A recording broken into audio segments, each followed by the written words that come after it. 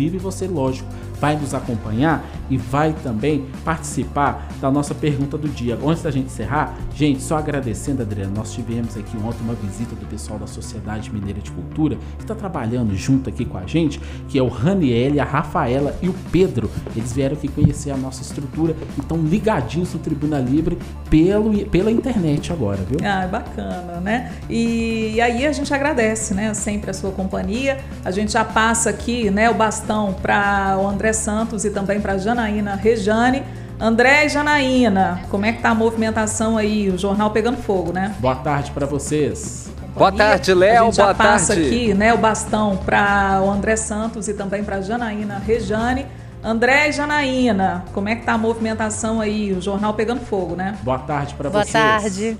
Boa tarde, Adriana, boa tarde, Léo, boa tarde a você que nos assiste no canal 30.1 da TV Horizonte, também no som da Rádio América FM em 107,1 e na Cultura AM nos 830 kHz. Hoje, quinta-feira, 21 de agosto de 2025. Muito prazer, eu sou André Santos, o Rede Notícias está no ar. Boa tarde, Janaína. Boa tarde, André. Boa tarde a todos. Eu sou Janaína Regiane e a partir de agora você vai acompanhar o que é notícia aqui em Belo Horizonte, em Minas Gerais, no Brasil e no mundo inteiro. E a gente quer você também nas nossas redes sociais. Você pode acompanhar o Rede Notícia no nosso canal exclusivo no YouTube. Já deixa anotado, segue a gente lá, é o Rede Notícia TVH, já somos mais de 5.400 inscritos e também faço o convite para você seguir a gente nas nossas redes sociais, no Instagram, @TV Horizonte Oficial e @Rádio América Oficial.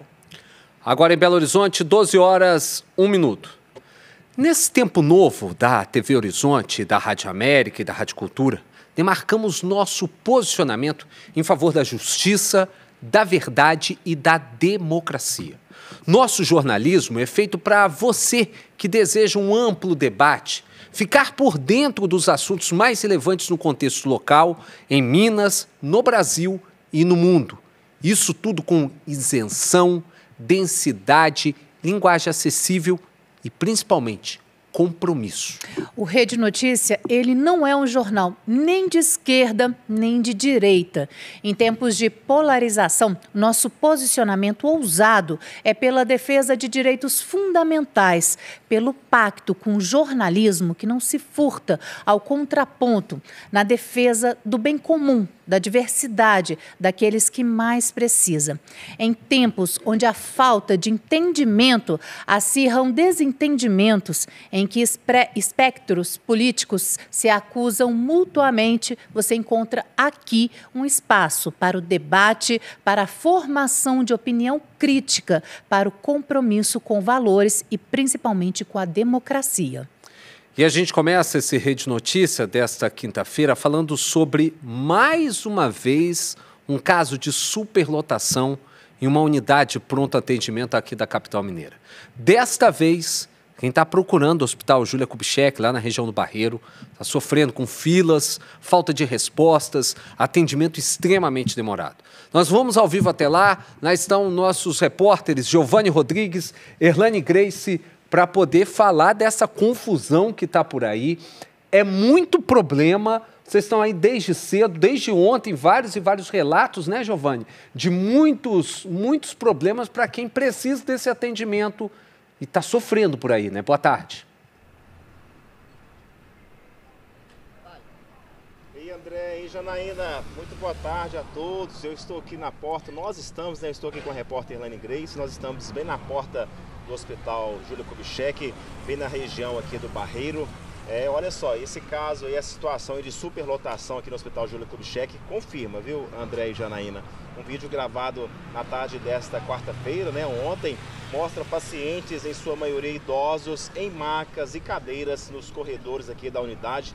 A situação vem ocorrendo desde semana passada, realmente vem repetindo essa superlotação. É uma situação bem delicada aqui no Hospital Júlia Kubitschek. A nossa repórter Erlane Grace, ela esteve aqui mais cedo e conta os detalhes. Boa tarde, Erlane. Boa tarde, Giovanni, André, Janaína e a todos que nos acompanham no Rede Notícia. Eu estive aqui mais cedo na portaria de baixo, conversei com algumas pessoas que relataram sim a superlotação, a falta de macas, o atendimento precário. Nós não tivemos acesso à parte interna do hospital, nem pela portaria de baixo, nem aqui onde estamos agora, mas conversei com algumas pessoas que relataram e desabafaram conosco sobre a situação do Júlia Kubitschek. Vamos ouvi-los.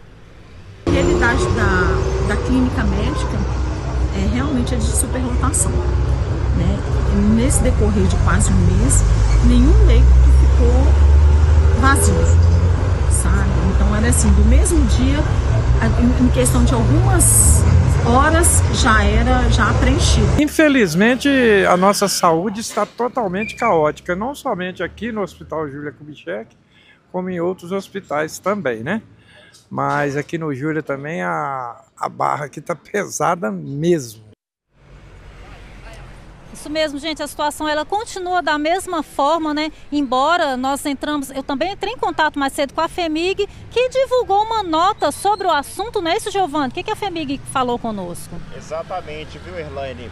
Em nota, a direção do Hospital Júlia Kubitschek disse o seguinte, viu, que confirma o volume de atendimentos de urgência nos últimos dias, com chegada de muitos casos graves nas escalas de profissionais, e fala que essas escalas elas estão completas. A equipe vem atuando em força-tarefa para viabilizar altas e também internações, aliviando a unidade de emergência e dando mais conforto aos usuários. E mais cedo nós conversamos com a conselheira de saúde aqui do Hospital Júlia Kubitschek e diretora do Sim de Saúde MG, que é a Neuza Freitas, e ela confirmou o cenário de emergência. Vamos acompanhar. A superlotação do Hospital Júlia Kubitschek já vem ocorrendo há algum tempo, sendo que na tarde de ontem recebi um comunicado solicitando a presença do sindicato devido à questão que já estava gravíssima. O assustador é a maioria pacientes idosos, na faixa de 67, 84, tinha até mesmo paciente de 94 anos, assentados em macas, em cadeiras, já com dias já de posse da IH. A IH quer dizer, esses pacientes já estavam internados, considerados internados em um leito hospitalar, e não se conseguia resolver o problema. Então a situação chegou a um ponto que os trabalhadores, que até mesmo os usuários não suportavam mais. E é grave uma situação dessa. Chegou ao ponto de não ter nem mesmo cadeira, segundo relatos, e pacientes sendo colocados e alocados no chão. Então isso é inadmissível. Diante disso, acionamos a direção do hospital mais uma vez, que já estava ciente desde a parte da manhã, isso já era no final da tarde, e essa situação sendo vivenciada no interior da unidade de emergência do Hospital Júlia Kubitschek. É isso, gente, esse cenário tem se repetido aí em diversas unidades de saúde, pressionando aí, né, pressionando mais ainda a atenção que o governo, né, que os municípios, o município de Belo Horizonte tem que ter com a área de saúde, com o sistema público de saúde. Né, Giovanni? Muito obrigado pela sua presença, obrigada a todos, obrigada pela companhia do Giovanni hoje. Eu volto com vocês aí no estúdio. Boa tarde a todos. Obrigada, Erlane. Obrigada, Giovanni. E olha só, a gente começou a ser analisado pelos deputados estaduais o projeto de lei de autoria do governador Romeu Zema, que propõe a criação do Serviço Social Autônomo de Gestão Hospitalar. O texto autoriza mudança no modelo de administração de hospitais da rede FHEMIG. A oposição afirma que, com a aprovação do PL, abre espaço para a privatização dos hospitais estaduais. Parlamentares de oposição ao governador Romeu Zema, do Novo, conseguiram obstruir a votação em plenário do projeto de lei que cria o Serviço Social Autônomo de Gestão Hospitalar e autoriza a mudança no modelo de administração de hospitais vinculados à FHEMIG. a Fundação Hospitalar de Minas Gerais. Para o governo, o novo modelo de gestão pretende desburocratizar e modernizar os serviços de saúde na rede hospitalar do Estado. Se aprovado, o projeto de lei também seguirá as regras do SUS, o Sistema Único de Saúde, e funcionará com servidores cedidos pela administração pública. A oposição acusa o Estado de querer privatizar os hospitais administrados pela FHEMIG, caso o projeto seja aprovado na Assembleia. A rede FHEMIG sempre funcionou com essa modelagem, pregão eletrônico, concurso público. Por que ele está nesse caos todo? A Secretaria de Estado de Saúde hoje tem 12 bilhões de orçamento. As secretarias de Estado anterior, em outras gestões, tinham 4 bilhões de reais. Para onde está indo esse dinheiro? E a cada dia mais a gente vê mais recurso e menos eficiência, principalmente na parte assistencial, principalmente na parte ortopédica da região metropolitana do Estado. Da base governista, o deputado Arley Santiago, do Avante, defende o projeto e diz que é preciso agilidade na saúde pública. Precisamos de uma gestão mais moderna, mais ágil, mais célere, para que o paciente possa realmente ser atendido. Olha só, gente, o delegado Henrique César Faleiros foi afastado do cargo na Delegacia Regional de Curvelo, na região central de Minas. A decisão do afastamento veio após uma servidora que trabalhava na mesma delegacia que o suspeito denunciar o delegado por assédio sexual, moral, perseguições e ameaças contra ela. O afastamento foi publicado no Diário Oficial do Estado nesta quarta-feira e atendeu a um pedido da Superintendência de Investigação e Polícia Judiciária, após a Corregedoria da Polícia Civil instaurar um processo administrativo para apurar as denúncias. O Tribunal de Justiça informou que o caso tramita em segredo de justiça para preservar tanto as vítimas quanto os investigados. E destacou que, caso haja autorização da juíza responsável, novas informações poderão ser divulgadas. Já o Ministério Público de Minas Gerais informou que o caso ainda está sob investigação relacionados a crimes de violência doméstica e, no entanto, não há outros detalhes a serem divulgados. Também em nota, a Polícia Civil de Minas Gerais instaurou um procedimento disciplinar para apurar possíveis transgressões do delegado e adotou medidas administrativas para garantir a proteção e a integridade da servidora. Olha só, gente, um protesto de amigos e familiares marca o primeiro dia de julgamento sobre a morte da advogada Carolina Magalhães. Quem traz o destaque é o repórter Nilton Lopes.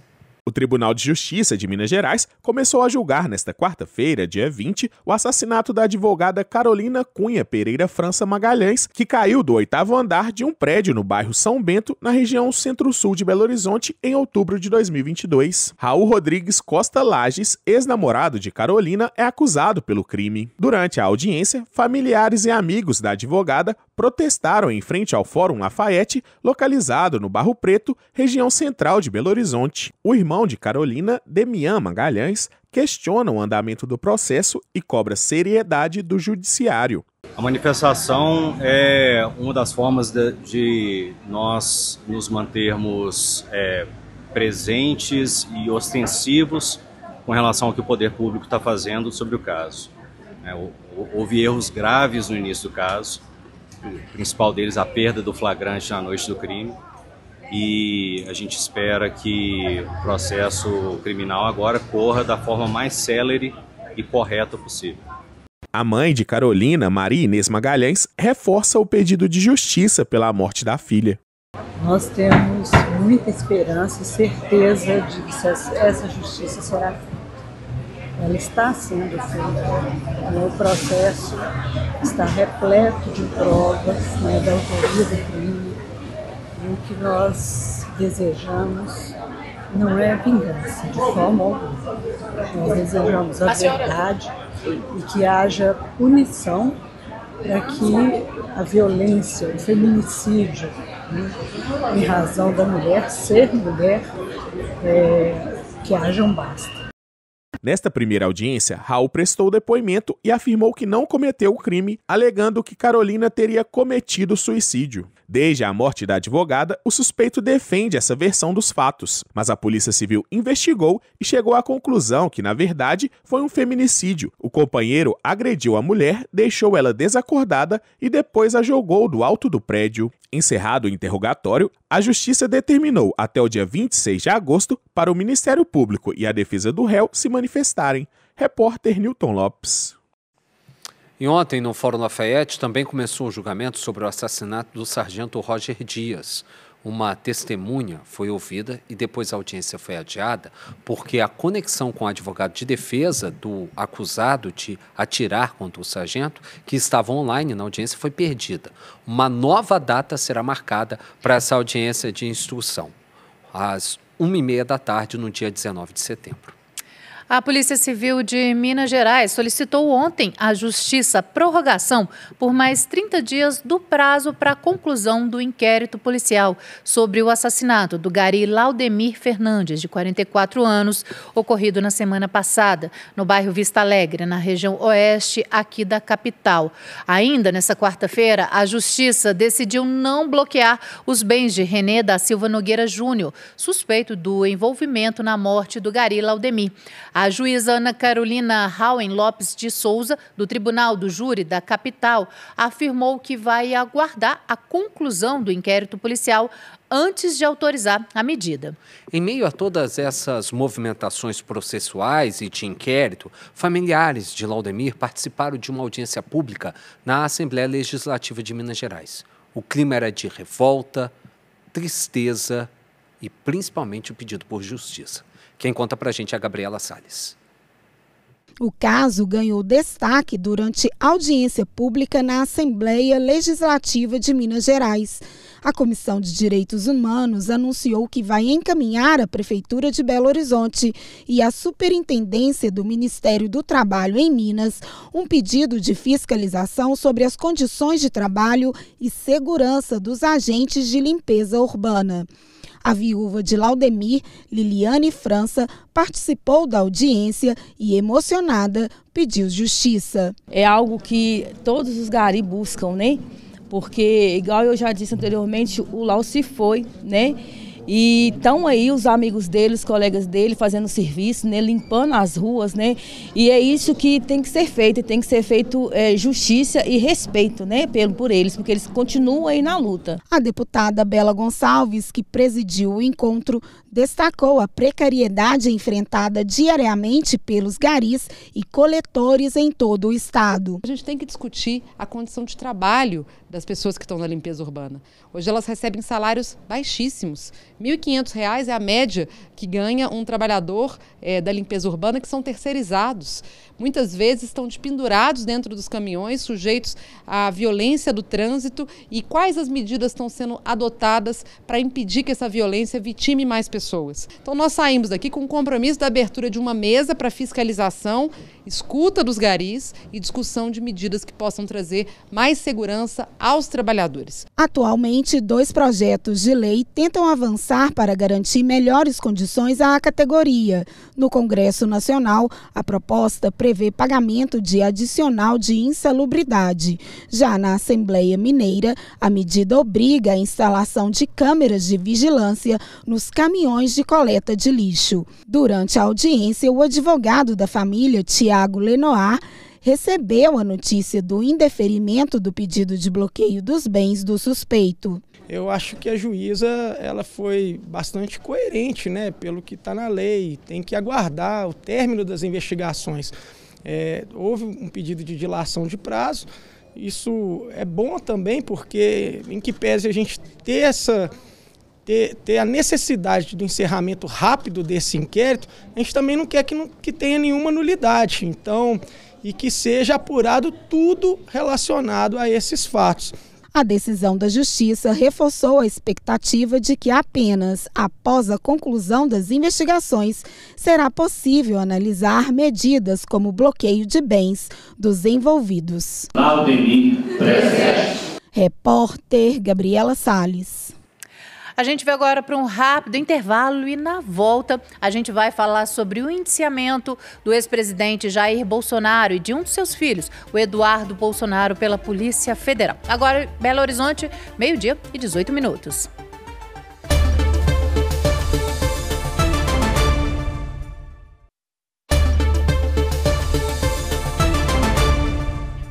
Voltamos com o Rede Notícia, em transmissão simultânea pela TV Horizonte, no canal 30.1, na América FM em 107,1 e também na Cultura M, nos 830 kHz. Agora em Belo Horizonte, 12h22.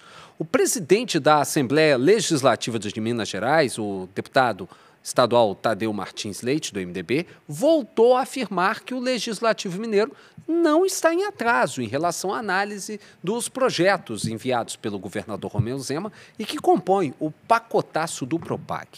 O deputado Tadeuzinho também falou que acredita que o governo federal vai estender os prazos para a definição dos ativos que serão federalizados e usados como parte do pagamento da dívida de Minas com a União, que já ultrapassa a marca de 165 bilhões de reais. Vamos ver mais detalhes na reportagem de Gabriela Salles.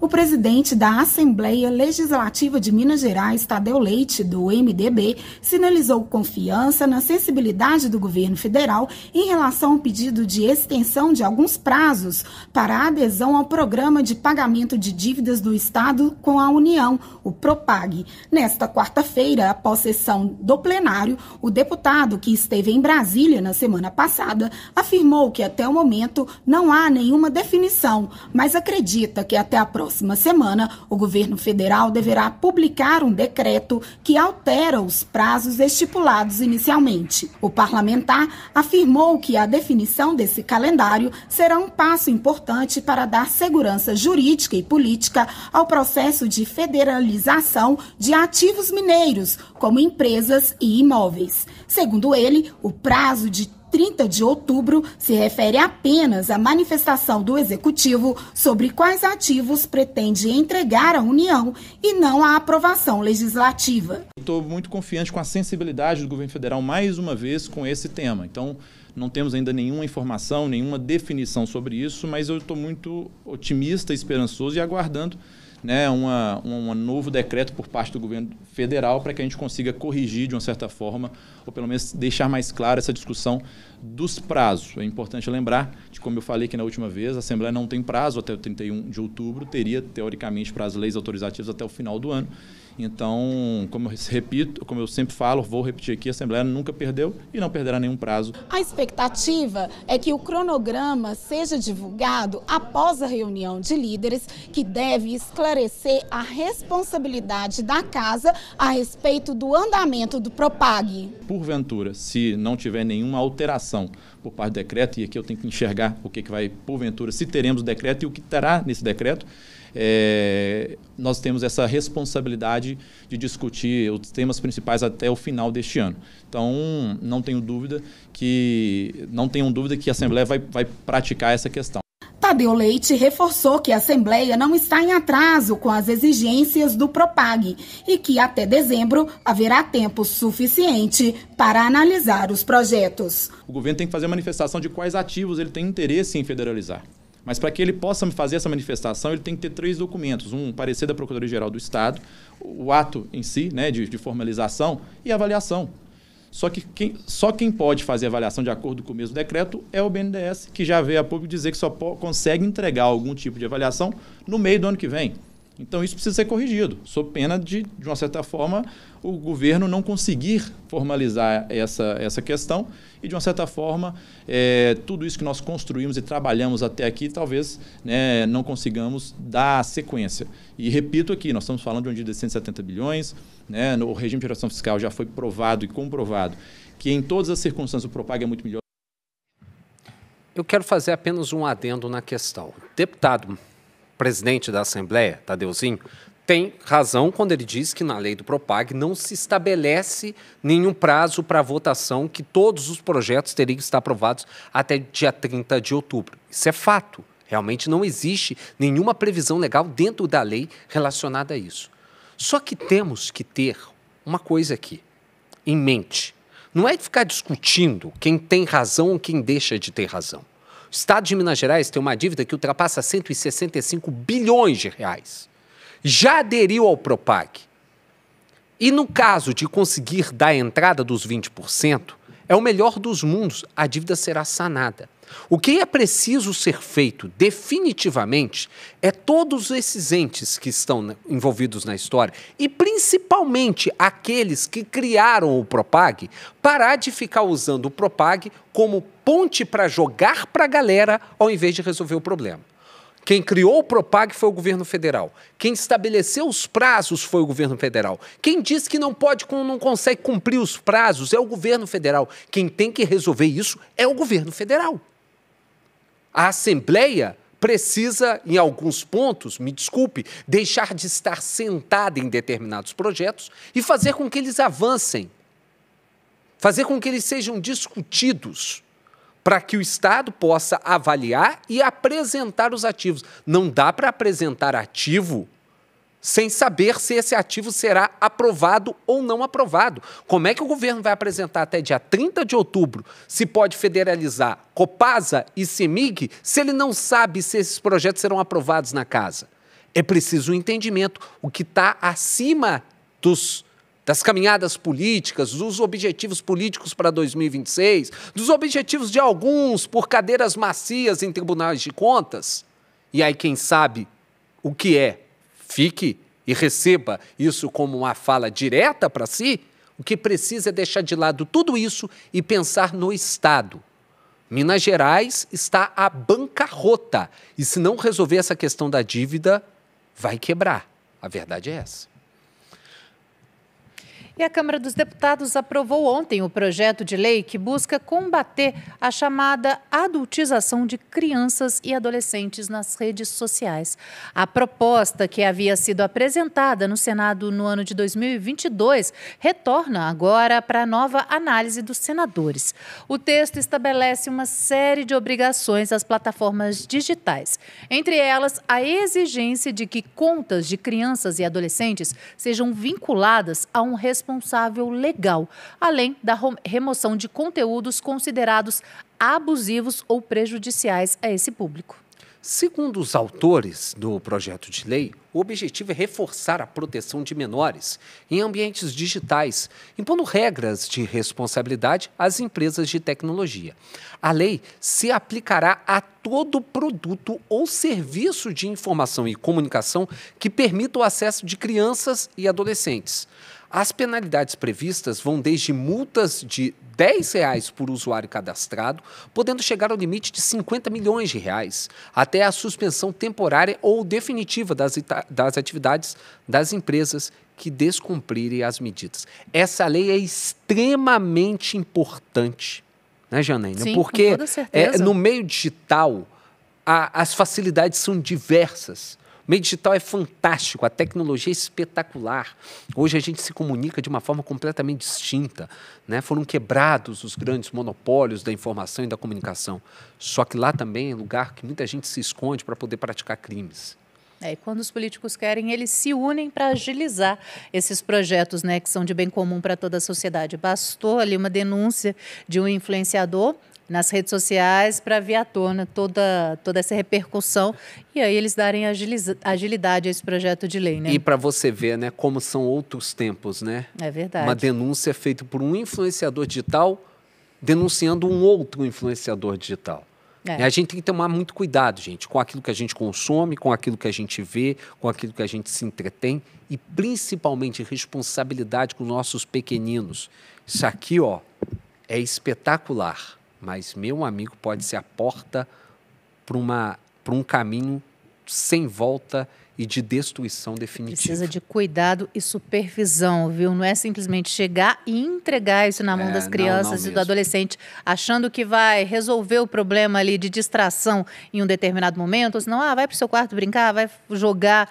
Me dá um tempo aqui, né? Exatamente. Não, gente, isso é extremamente perigoso e você que é pai ou responsável, né, mãe, tem que ficar atento também ao que seu filho está consumindo na internet, viu? Porque É perigoso, extremamente perigoso. Seu filho ou sua filha dentro de casa está correndo sério risco, viu? É verdade, está dentro de casa, mas está com a porta aberta para o mundo. Exatamente. E aí cabe a nós fazermos a orientação, termos o cuidado, a supervisão, entregarmos a ele a nossa maturidade para aqueles que ainda não têm, ainda estão em construção dessa situação como E mais do que proibir, orientar. É verdade. Né? Exatamente. A Polícia Federal indiciou nesta quarta-feira o ex-presidente da República, Jair Bolsonaro, e um dos filhos dele, o deputado federal Eduardo Bolsonaro, do PL de São Paulo, por coação a autoridades e tentativa de abolição do Estado Democrático de Direito. Mensagens extraídas do celular de Bolsonaro indicam descumprimento de medidas cautelares e articulações para intimidar autoridades, com apoio do pastor Silas Malafaia, da Igreja Assembleia de Deus Vitória em Cristo, alvo de buscas, mas que não foi indiciado. Segundo esse relatório, o material demonstra que o ex-presidente Jair Bolsonaro fez intensa produção e propagação de mensagens destinadas às redes sociais e também afronta a medida cautelar anteriormente imposta. Ainda no relatório, a Polícia Federal informou que foram extraídos do celular de Bolsonaro, de Jair Bolsonaro, áudios e conversas com Silas Malafaia e Eduardo Bolsonaro que haviam sido apagados. A polícia também citou risco de fuga após encontrar um rascunho de pedido de asilo político na Argentina. O ministro Alexandre de Moraes deu 48 horas para a defesa dele se manifestar antes de envio do caso à PGR, que é a Procuradoria-Geral da República. E olha só, gente, o conteúdo dos áudios, o palavreado, baixo calão. Meu Deus do céu. Meu Deus do céu. E a conversa de um pai com filho? O filho falar num tom daquele com um pai. E não só com o pai, gente. Aí vamos para lá de ser com o seu próprio pai. Hierarquia do cargo. É um ex-presidente da República. É um ex-chefe de Estado. Meu Deus, que ponto. Na outra reunião, né, que eles fizeram, que foi divulgada, que estavam vários outros ministros, vários outros políticos, eles já proferiam palavrões, né, abertamente. Então, agora imagina no particular. Janaína, até vamos lá, que era aquela famosa reunião fechada entre ministros, e que tem hora que o chefe do executivo dá pancada na mesma mesmo, chama atenção, né, cobra, ali tudo bem, né, mas pai e filho naquele situação, nível de conversa. Meu Deus do céu. E olha, nas redes sociais, políticos mineiros se manifestaram em relação ao novo indiciamento de Jair Bolsonaro, do Eduardo Bolsonaro, e também das ações cautelares tomadas contra o pastor Silas Malafaia. O deputado federal Nicolas Ferreira, do PL de Minas Gerais, disse que as únicas coisas que não vazam no Brasil são o celular do Adélio, autor da facada contra Bolsonaro durante a campanha presidencial de 2018, a filmagem do aeroporto de Roma, e as gravações dos atos que ocorreram em 8 de janeiro. Ele ainda postou um trecho em que o pastor Silas Malafaia critica a democracia brasileira pela apreensão de seu celular, justificando que as conversas que ele possui com o Bolsonaro são particulares. Por fim, Nicolas Ferreira pediu que os áudios do presidente Luiz Inácio Lula da Silva e do ministro do Supremo Tribunal Federal, Alexandre de Moraes, também sejam vazados.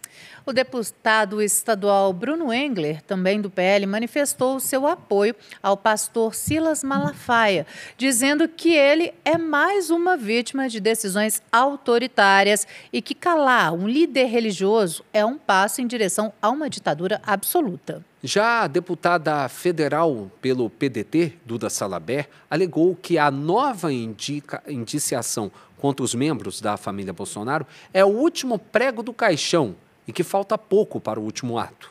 Quanto ao envolvimento de Silas Malafaia, a deputada argumentou que a função dos pastores é guiar rebanhos e não formar quadrilhas.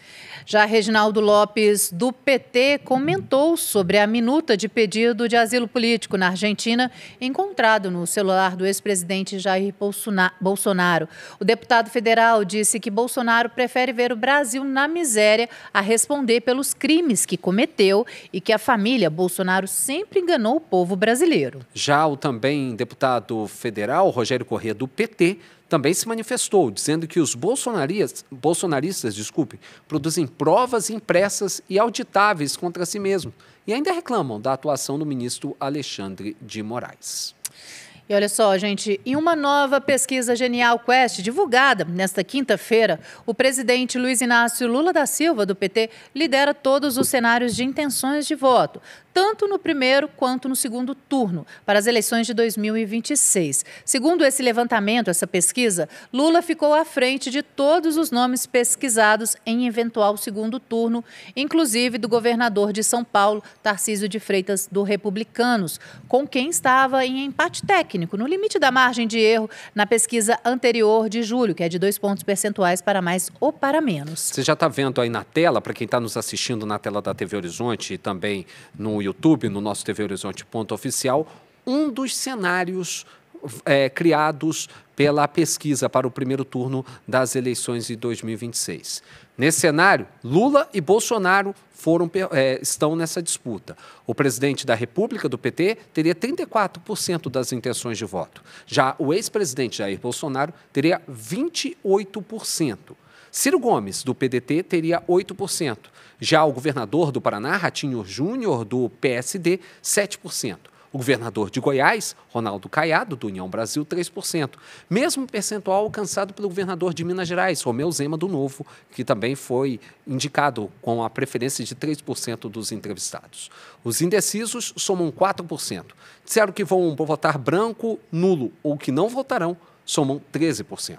Já em um outro possível cenário, que seria a disputa entre Lula e a Michele Bolsonaro, que é a mulher do ex-presidente Jair Bolsonaro, as intenções de voto seriam de Lula com 35%, Michele Bolsonaro, do PL, com 21%, já Ciro Gomes, do PDT, ficaria com 9% das intenções de voto, Ratinho Júnior, do PSD, 8%, Ronaldo Caiado, do União Brasil, 4%, percentual igual também de 4% para Romeu Zema, do Partido Novo. Indecisos, 5%, branco nulo ou que não vai votar, seria de 14%.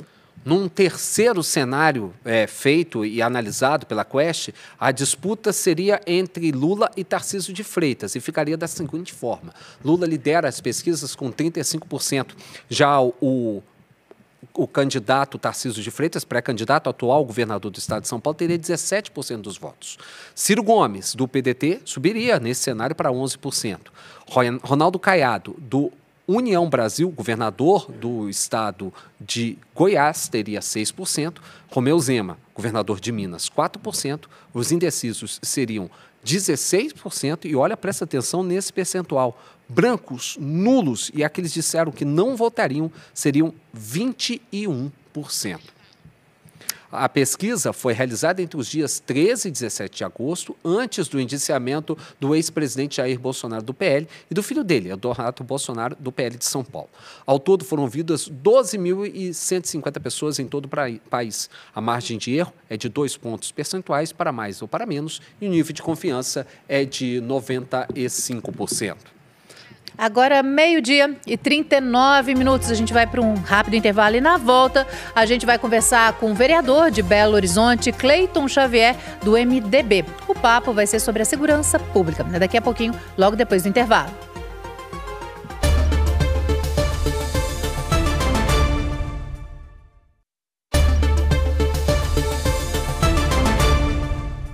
Voltamos com Rede Notícia e agora nós vamos conversar com o vereador por Belo Horizonte, Cleiton Xavier, do MDB.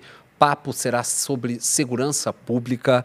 Nós vamos informar a hora certa para você, 12h43. Vereador, obrigado pela sua presença aqui no Rede Notícia, obrigado por atender o nosso convite, bem-vindo ao nosso programa. Quero já começar com uma pergunta bem clara ao senhor. O senhor é um homem que foi formado na segurança pública, carreira na Polícia Civil, entende lá do vamos ver. Grande papo que se falou em Belo Horizonte essa semana é sobre a possibilidade da retirada dos guardas municipais da segurança dos centros de saúde de Belo Horizonte. A gente ouviu o pessoal da saúde, a situação realmente é terrível. Estão expostos a situações de estresse deles próprios e dos usuários, porque o serviço, infelizmente, deixa muito a desejar. Isso cria um grau de tensão muito grande. E quando a gente viu o posicionamento dos guardas municipais, os guardas municipais, olha, a gente tem que sair mesmo. Por que isso? O senhor, primeiro, é favorável a essa saída e me explique o porquê desse posicionamento. Boa Primeiro, tarde. eu quero agradecer a oportunidade, né, aos seus telespectadores, aos seus ouvintes, e dizer que eu sou a favor da retirada. Eu sou a favor por quê? Porque a função típica de uma força de segurança pública, como são as guardas civis municipais hoje em todo o território nacional, não diz respeito mais à guarda do patrimônio como era desde a sua instituição pela Constituição da República Federativa do Brasil de 88. Porque quando a Constituição ela trouxe a previsão das guardas civis, aquelas guardas eram tão somente patrimoniais. Naquela época, sim, seria razoável falarmos da permanência de qualquer agente da Guarda Civil, do modelo que foi instituída nas instituições para a guarda do patrimônio. Só que, ao longo do tempo, os tribunais superiores reconheceu, de uma forma acertada, que as guardas, elas extrapolam aquela função típica de guarda do patrimônio e hoje são forças de segurança pública. Então, hoje, para cumprir a atribuição de uma força de segurança pública, não há que se falar em manter um profissional de segurança pública como se fosse um porteiro ou um vigilante.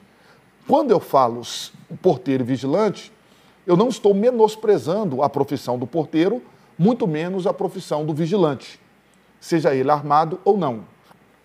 Porque o profissional de segurança pública, ele tem treinamentos típicos da atividade policial que fica em desuso quando ele fica num posto de saúde, por exemplo, fazendo um trabalho de portaria.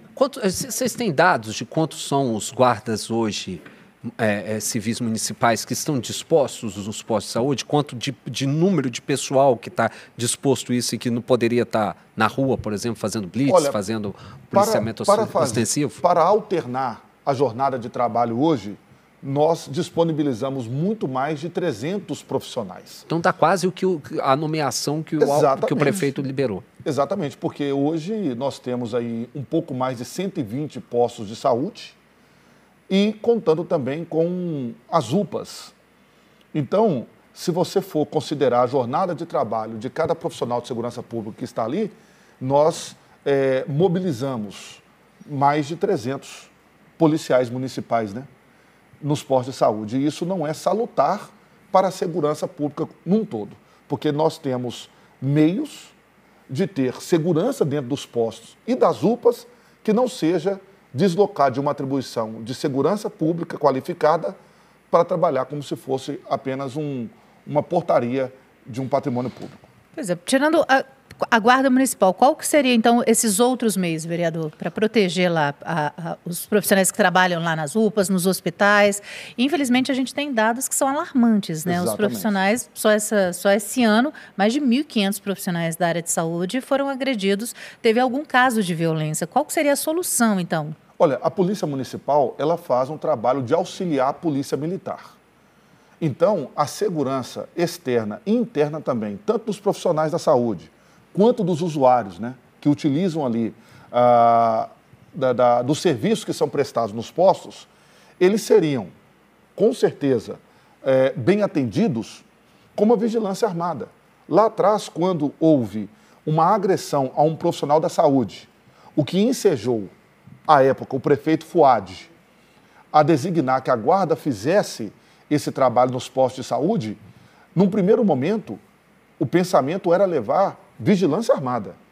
Mas como o processo é um pouco mais burocrático, para licitar a empresa, enfim, para fazer um chamamento, uma contratação, então teve-se a ideia, naquele momento, mas de forma temporária e bem temporária, colocar à disposição os guardas civis municipais, né? Mas o que acontece? Como não foi algo planejado e até foge da atribuição da Força de Segurança, para vocês terem uma ideia, foram designados policiais municipais para fazer esse trabalho e desarmados. Então, eles estão ali para garantir a segurança pública, muitas das vezes sozinho, porque na atividade policial, o policial tem que agir no uso progressivo da força e com supremacia de força para garantir segurança. Ou seja, pelo menos 2 contra 1, né? Pelo menos 2 contra 1. E nós não estamos vendo isso acontecer. Nos postos de saúde, apenas um policial municipal e desarmado. Parece até piada, mas desarmado para poder garantir nem com as armas de taser eles podem usar? Sim, as armas não letais. Mas as armas de fogo não. Armas de fogo não. E que ele pode usar por lei. Por várias razões. Por lei, pode usar, porque desde a DPF 995, as guardas civis municipais em todo o território nacional integram o SUSP. E por que não usa, vereador? Falta armamento, por exemplo, ou não? Olha, não falta armamento. Eu tenho até uma preocupação minha, e eu tenho levado isso ao secretário de Segurança e Prevenção, doutor Márcio Lobato, que é um policial muito experiente. O doutor Márcio, ele é delegado-geral de polícia, para que as armas que nós temos hoje à disposição, nós possamos qualificar os que estão chegando, tá? E garantir com que os que já estão tenham o uso da arma de fogo para poder prestar segurança pública de qualidade. Porque quando você coloca um policial que tem atribuição de segurança pública, que pode abordar, fazer busca pessoal, fazer o serviço típico da atividade policial e sem arma, olha, nós não estamos garantindo segurança nem para os profissionais da saúde, nem para os usuários e nem para ele próprio. Porque nós temos percebido que no ambiente da saúde, alguns gargalos, alguns problemas como falta de profissionais é que tem incitado violência nos usuários por causa da demora, por causa do atendimento, falta de medicamento, falta de insumo e coisas semelhantes. Então, hoje nós precisamos sentar Secretaria de Segurança e Prevenção, Secretaria de Saúde, Planejamento, para a gente poder discutir como que nós poderemos garantir segurança nas unidades de saúde, mas também não usar, por exemplo, uma força de um elefante, que é uma força de segurança pública, enquanto que, de repente, uma formiga resolveria o problema, se fosse dizer assim, da segurança nas unidades de saúde. Nós vamos para um rápido intervalo. Na volta a gente continua batendo esse papo com o vereador de Belo Horizonte, Cleiton Xavier, do MDB. Agora, 12 horas e 51 minutos.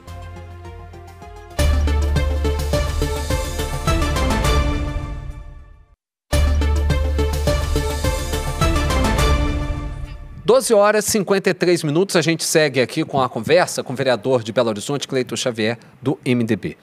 Então, a gente está vindo falar sobre adultização de crianças e adolescentes. É verdade. Né? A gente tem comentado muito aqui, né, nessas últimas semanas, principalmente sobre esses projetos de lei no combate à adultização das crianças e dos adolescentes, os riscos que as nossas crianças correm, né, vereador, em casa, com o celular, o tempo todo livre, liberado.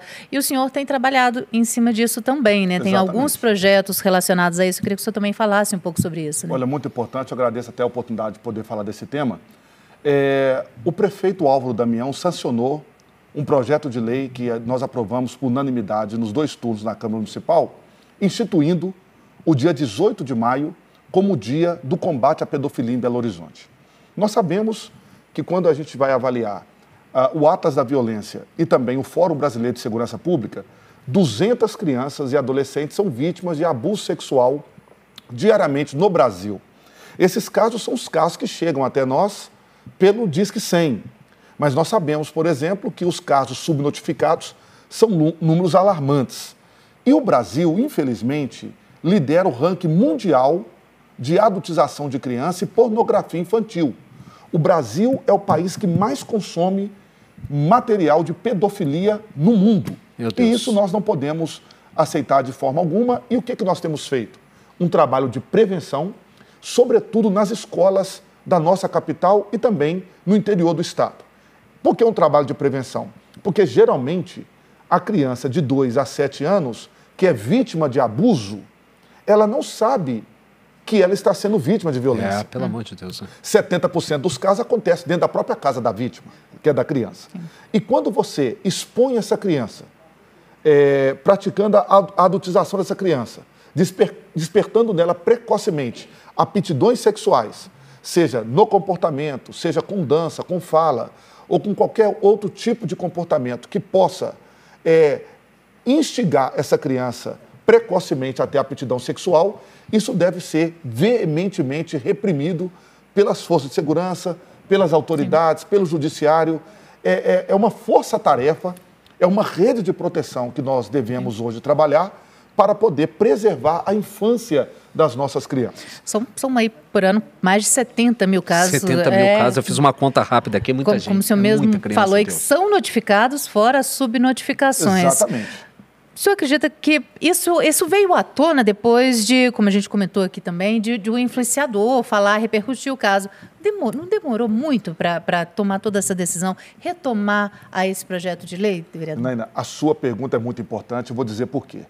Por exemplo, em 2008, instauramos a CPI do combate à pedofilia no Congresso Nacional.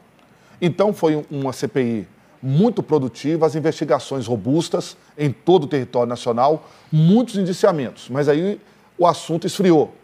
Depois nós tivemos alguns enfrentamentos a nível nacional do tema, que também esfriou. Depois tivemos uma música que uma participante de um reality participou e ela retratou a situação da Ilha do Marajó e se espalhou no Brasil, depois esfriou. E agora vem o influenciador Felca trazendo esse assunto da adultização das crianças e denunciando um influencer que fazia reality show de criança, pagando R$2.000, R$3.000 para a família deixar com que a criança tivesse participação em ambiente confinado, com sexualização precoce e até mesmo com atos libidinosos, com e sem conjunção carnal, que é uma coisa terrível. Então, o assunto agora está quente. O Davi Alcolumbre, presidente do Senado e do Congresso Nacional, ele assinou, autorizou a CPI do abuso e da exploração sexual agora. Então, nós gostaríamos que as famílias fossem sensíveis, a sociedade civil fosse sensível e o poder do Estado. Quando eu digo poder do Estado, estou falando judiciário, executivo e legislativo. Trabalharmos todos em força-tarefa para poder preservar os direitos das nossas crianças e adolescentes. É necessário a gente criar, como está escrito aí na tua camisa, uma rede de proteção, né, para poder ajudar essas crianças. A pedofilia é uma rede que se criou de consumo de material pornográfico envolvendo criança. É uma indústria extremamente lucrativa e bilionária, diga-se de passagem. E você só combate uma rede com uma rede. Nós só combatemos e reprimimos uma ação organizada criminosa formando uma rede tão poderosa quanto para poder fazer o enfrentamento frente a frente. Então, hoje nós temos o Tribunal de Justiça, o Ministério Público, as forças de segurança, Polícia Civil, Polícia Militar, a Polícia Municipal, o Conselho Tutelar, muito importante, professores da rede pública de ensino, da rede particular, pais e mães, que são pais e mães de vítimas de abuso sexual, pais e mães que não tiveram, graças a Deus, os seus filhos vítimas de abuso, mas que são sensíveis a essa bandeira. Todos nós estamos, a sociedade civil toda, nessa rede de proteção para poder garantir a proteção para as crianças e adolescentes e ainda trabalhando o que o próprio Estatuto da Criança e do Adolescente diz, que é tratar as políticas públicas que envolvem criança como prioridade absoluta. Quero agradecer a sua presença aqui, vereador Cleide Xavier do MDB. Já sabe que as portas do Rede Notícia, da TV Horizonte, da Rádio América, da Rádio Cultura, de toda a Rede Catedral de Comunicação Católica, sempre abertos. É muito bom a gente conversar sobre assuntos como esse, com profundidade, porque a gente precisa realmente refletir sobre a sociedade que a gente está e a mudança dela não parte de uma ação sobrenatural, parte da gente, cada um como um trabalho de formiguinha, como você citou no bloco passado, mas pontuais e com iniciativa e principalmente com força e com posicionamento, isso que a gente espera. Eu quero agradecer a você, a Janaína, toda a sua produção e parabenizar pelo sucesso do programa de vocês. Muito obrigado. Está ficando por aqui o nosso Rede Notícia, agradecendo a sua companhia, só que a gente não para não, já vai passando direto para o mundo da bola, né, Janaína? Literalmente a gente vai passar a bola agora para o Júnior Brasil e o programa Bola na Rede. Mas antes a gente quer convidar você para acompanhar a gente nas nossas redes sociais, viu? No Instagram, @TV Horizonte Oficial e @Rádio América Oficial.